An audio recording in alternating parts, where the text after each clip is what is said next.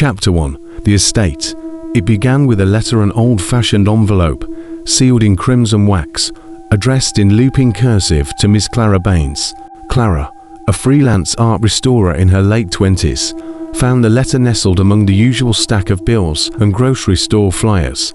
The envelope stood out like a relic from another time, dusty and slightly yellowed at the edges. Inside was an invitation. You are hereby summoned to Windermere Estate to evaluate and, if possible, restore a valuable family painting. Your expertise is specifically requested due to your work on post-Renaissance portraiture. Transportation and accommodation will be provided. L. Windermere. Clara had never heard of the Windermere family, but the mention of a post-Renaissance painting piqued her interest. She'd always been drawn to that era, its secrets buried in thick oils, its mysteries etched in shadow and form. 3 days later, Clara found herself winding through the grey hills of northern England in a rattling black cab, the sky brooding with thick clouds. The driver, an older man with a Yorkshire accent, remained quiet for most of the ride until they neared the estate. Windermere's an odd place, he said suddenly. Locals say the manor's cursed, that there's a painting inside that follows you with its eyes. Clara smiled politely. I've heard that about the Mona Lisa too. The driver shook his head. This one's different. The cab stopped before a tall wrought iron gate. Beyond it, the manor rose like a ghost, massive and ivy-covered, with turrets that pierced the sky. Clara felt a shiver crawl down her spine, but she dismissed it. Old estates always looked haunting in the fog. A woman in a black dress waited at the entrance, her silver hair coiled into a bun. Miss Baines, she said in a crisp tone. Welcome to Windermere. I'm Mrs. Danvers, the housekeeper. Clara offered her hand. It was not shaken. Chapter 2. The portrait. Windermere Manor was vast and dimly lit, with floors that creaked like old bones and halls lined with ancestral paintings. Each face stared blankly, yet Clara felt unnerved, as if unseen eyes tracked her movements. Mrs. Danvers led her to a study at the end of the west wing. This is the painting, she said. Opening the door, Clara stepped inside. The room was cold, despite a roaring fireplace. A large canvas hung over the mantel, covered in a moth-eaten velvet cloth.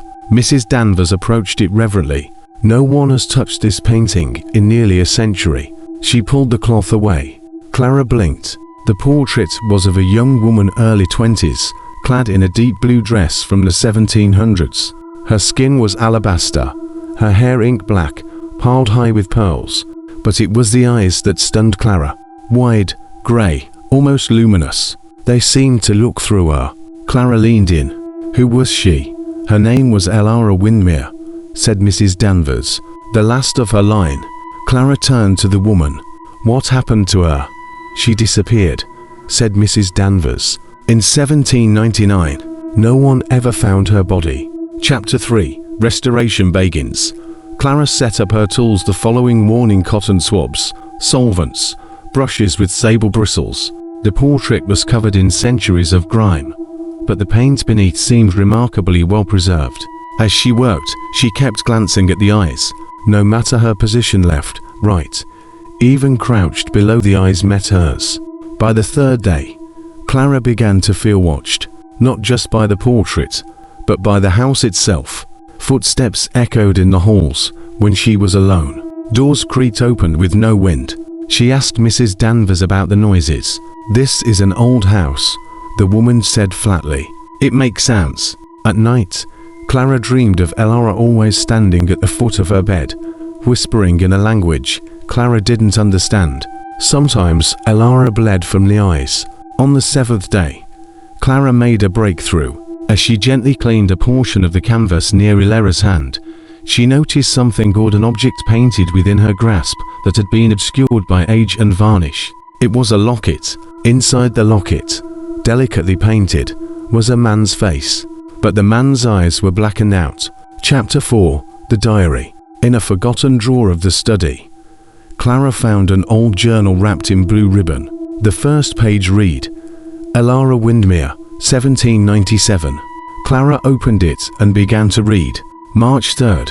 The dreams persist. I see him standing at the edge of the lake, always staring, I have stopped walking the grounds alone. March 14th. Mother says the locket is cursed, that it belonged to father before he drowned. But it's the only thing I have left of him. April 2nd. I see him in the mirror now. Clara paused, heart racing. The entries grew more erratic. May 5th. He's inside the painting. I heard him whisper through the frame. I burned the other portraits, but this one, he will not let me leave. Chapter 5. The Man in the Locket. Clara spent that night poring over the diary by candlelight, unnerved by the repeated mention of him.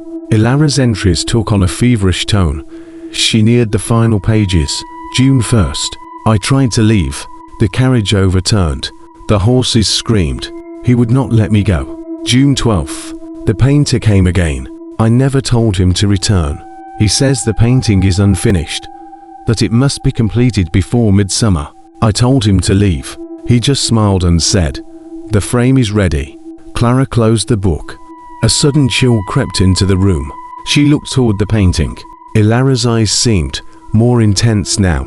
The paint shimmered subtly, like it was still wet. She turned back to the diary and flipped to the very last page. June 20th. I can feel him in the house. I don't think I'll wake up tomorrow. If someone finds this, burn the painting. Do not trust the eyes. They lie. Clara slammed the book shut. She'd restored dozens of paintings in her career, but never had she read a subject's own words about being imprisoned in canvas. Was it metaphor, madness, or something else? She resolved to finish the restoration if only to understand the truth. Chapter 6. Unearthed. The next day, Clara inspected the back of the painting. Old canvases sometimes held inscriptions, stamps, or notes from the artist, but this one was different. Instead of the usual backing, the canvas had a second layer, a linen square sewn behind the main cloth. She carefully sliced through it and found a folded paper tucked between the layers. It was a contract, dated 1798, signed by Ilara Windermere and someone named Gideon Crane. I, Ilara Windermere, agree to the rendering of my likeness and spirit unto the work of art herein commissioned. My soul, tethered by the terms of the ritual, shall endure until released. Clara's skin prickled. My soul. It sounded like occult nonsense, but the paper was authentic, the signature matching Ilara's journal. She searched the name Gideon Crane in the manor's old archives. He was a painter and an occultist, known for his esoteric works, rumored to dabble in spiritual bindings. His name disappeared from records shortly after 1800. Clara took a deep breath. Something had happened here. Something real. Chapter 7. The Eyes Move. That evening, Clara sat before the painting, watching it by firelight. The face of Ilara remained serene, but those eyes, they had changed. Before, they had seemed to follow her. Now, they looked pleading. I read your journal, Clara whispered. I know what he did. A gust of wind blew through the chimney, and the fire sputtered. Shadows leapt across the canvas. For a heartbeat, Clara thought she saw Ilara blink. She backed away in horror. Then the whispering began. Not loud, just beneath hearing. A hush like silk on stone. Her name, she thought, whispered again and again. Clara, Clara. She fled to her room and locked the door. That night, her dreams were filled with a man in a long black coat, painting in a dark room, overlaid by candlelight, his brush dripped crimson, and in the corner, Ilara screamed. Chapter 8. The Locked Room. Clara demanded answers. The next morning, she confronted Mrs. Danvers. Who was Gideon Crane? The housekeeper froze. You were not meant to find that name. You knew. Mrs. Danvers finally sighed and motioned for Clara to follow. They walked through twisting halls and narrow staircases until they reached a sealed door in the east wing. Mrs. Danvers produced a rusted iron key. This room belonged to him. No one has entered in over 200 years. Inside, the air was thick with mold and dust. Paintings unfinished, grotesque leaned against every wall. Some looked human, others monstrous, twisted like figures from a nightmare. Clara found a sketchbook on a table, its pages filled with diagrams and ritual circles. At the back was a final entry. Ilara fights me. Her soul resists, but the frame is strong. On midsummer, the veil thins. She will belong to the painting forever, unless the bond is broken. Only fire or blood may sever it. Clara closed the book. She knew what she had to do. Chapter 9. Midsummer's Eve. It was June 20th, Midsummer's Eve. Clara had one night left. She prepared the room, placing candles around the frame. The journal had hinted at a ritual, but it was incomplete.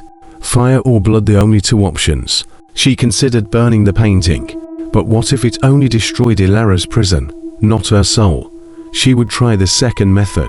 Clara pricked her finger and let a drop of blood fall on the canvas. The moment it touched the paint, the air split with a shriek. Ilara's painted mouth opened in silent agony. Her eyes flared silver. The room went dark. Clara felt herself being pulled not physically, but mentally into the frame. She saw flashes of Ilara's life, her father drowning in the lake, her mother whispering warnings, the painter grinning as he dipped his brush in strange ink. Then, a scream and silence. Clara awoke hours later. The painting was changed. Ilara now looked at peace. The locket was gone. So were the shadows in her eyes. Chapter 10. Aftermath. Clara left Windmere the next morning. She didn't take payment. The portrait remained in the study, but its power was gone. Weeks later, she received a package in the mail. No note, just a folded contract, now blank, and a photograph of the painting. Ilara's smile was different, warmer, grateful, but the shadows behind her shoulder, they remained. Clara wondered if Gideon Crane had truly vanished or if his soul had found a new canvas.